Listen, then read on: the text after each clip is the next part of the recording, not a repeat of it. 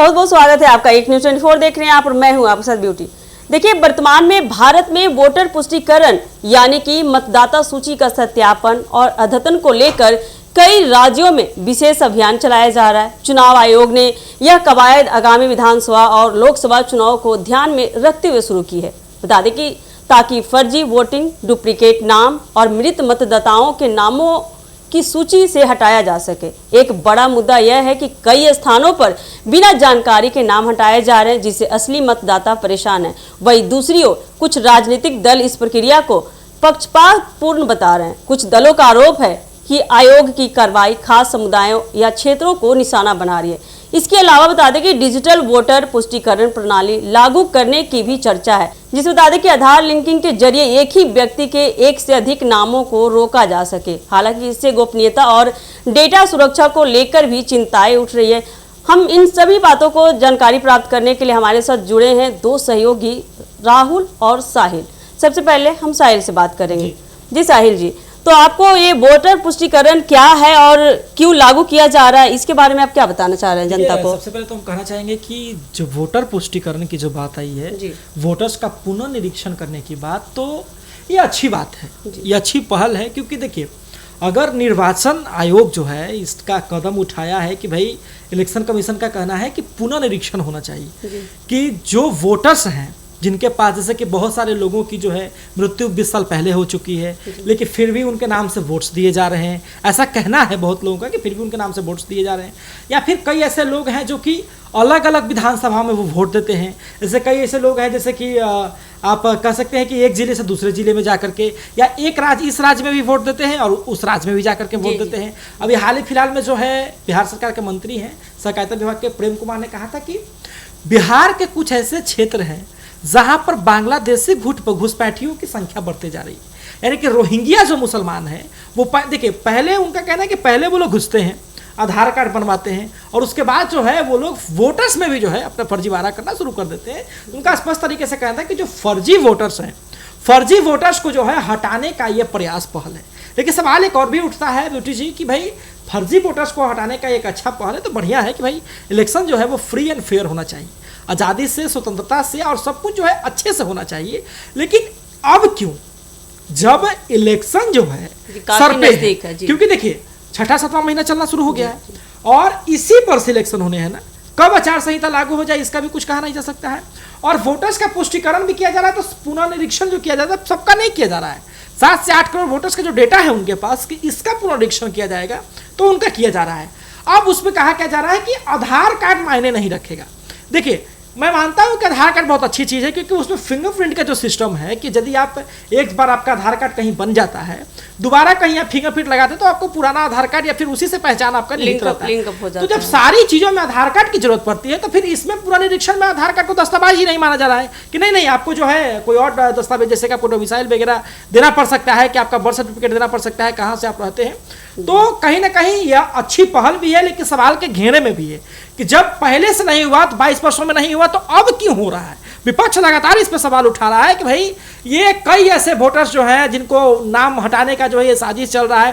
तेजस्वी यादव ने मुसलमानों को भी कहा है, ऐ मुसलमानों सावधान रहना, तुम कहीं तुम्हारा नाम जो है वोटर लिस्ट से ना काट दिया जाए। तेजस्वी यादव जहाँ जा रहे हैं वहाँ जाकर किस बात को कह रहे हैं कि अभी जो है वोटर लिस्ट से नाम हटाएगा, फिर तुम्हारा राशन कार्ड पर से नाम हटवा देगा, अनाज पानी तुमको देने के लिए बंद कर देगा। तो एक अचानक से जो फैसला लिया गया, हालांकि अच्छी पहल है, ये जो फर्जी वोटर्स हैं उनका नाम हटाने का अच्छी पहल है, जो नए वोटर्स का नाम जोड़ने का अच्छी पहल है।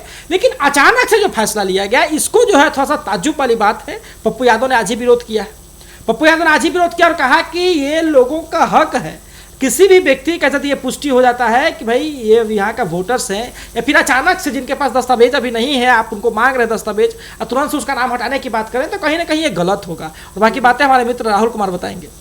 जी राहुल जी, जनता ये जानना चाहती कि आखिर इलेक्शन काफ़ी नज़दीक आ गए हैं, 6-7 महीने बीत चुके हैं और आसपास ही आने वाले हैं, तो इलेक्शन के इतने नज़दीक आने पर ये वोटर पुष्टिकरण का लागू होना या निकालना, ये नियम निकालना, इससे आने वाले विधानसभा या चुनाव में क्या इसका प्रभाव पड़ सकता है, इसके बारे में आप जनता को क्या बताना चाहते हैं?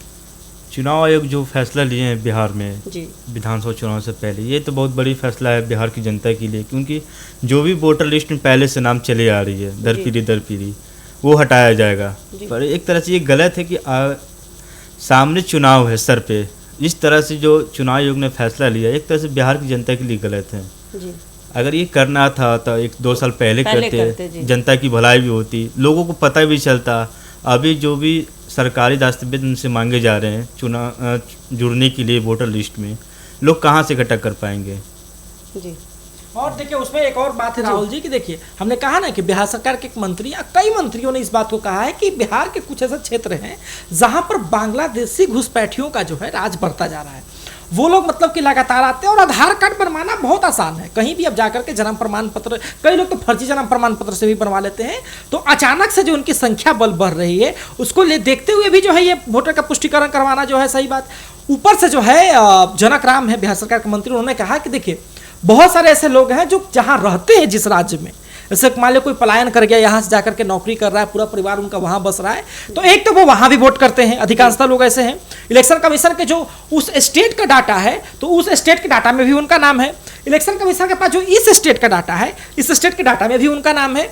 तो बहुत सारे ऐसे लोग हैं जो कि यहाँ भी वोट कर देते हैं, वहाँ भी वोट कर देते हैं, तो उन लोगों का भी जो है नाम हटाया जा रहा है। बहुत सारे ऐसे लोग हैं जिनका देहांत 10 साल पहले हो चुका है लेकिन फिर भी वोटर लिस्ट में उनका नाम है, तो पुष्टिकरण के थ्रू जो है उनको हटाया जाएगा। देखिए इससे होता क्या ना कि आंकड़ों में फेरबदल हो सकता है। जैसे मान लीजिए एक एग्जांपल के तौर पे कि पहले के आंकड़े कहते हैं कि 100 लोग जो थे, ठीक है, वो जीवित थे और 100 लोग वोट किया करते थे। बात के आंकड़े कहते हैं कि 20 लोगों का जन्म हुआ तो अब 120 लोग हो गए। लेकिन बात यह है कि 120 तो हो गए, लेकिन जो लोग मर गए, जो लोग अब नहीं है इस दुनिया में, उन लोगों का नाम हटा नहीं। तो ये हटाने का जो है एक अच्छा पहल हो सकता है। लेकिन सवाल ये है, तेजस्वी यादव ने भी हाल फिलहाल में कहा है, उनकी पार्टी ने भी कहा है कि देखिए यह एक ऐसा समय है बिहार के लिए, यह एक ऐसा मौसम है जो जहां पे बिहार बाढ़ से ग्रसित रहता है। जहां पे बिहार बाढ़ से ग्रसित रहता है, बिहार के कई ऐसे कोना है जहां पे लोगों के अंदर त्राहिमाम हो जाती है। यदि कस के बारिश आ गया ना, बाढ़ से जो है लोग परेशान हो जाते हैं, ऐसा कहा जाता है। और इसको लेकर के उन्होंने कहा है कि ऐसी मुश्किल परिस्थिति में आप मदद पहुंचाने की जगह आप पुनर्निरीक्षण करवा रहे हैं, तो कहीं ना कहीं ये जनता के लिए जो है ऐसा हो सकता है। हाँ, कि अभी जनता के हित के बारे में सोचना चाहिए। पक्ष कह रहा है कि विपक्ष के पास फर्जी वोट बैंक है, उसका फर्जी वोट बैंक खत्म हो जाएगा। अब विपक्ष इस चीज को लेकर के कह रहा है कि भाई सरकार का जो है ये ऐसा एक चाल है कि बाकी लोगों का वोटर लिस्ट से नाम हटा दिया जाएगा, फ्री एंड फेयर इलेक्शन नहीं होगा, पक्षधारी सरकार करेगा, हम फ्री और फेयर इलेक्शन करवाना चाहते हैं। तो ये अभी जनता को निर्णय लेना होगा कि क्या ये सही है या गलत है। हालांकि पूरा निरीक्षण जो है एक अच्छी पहल हो सकती है।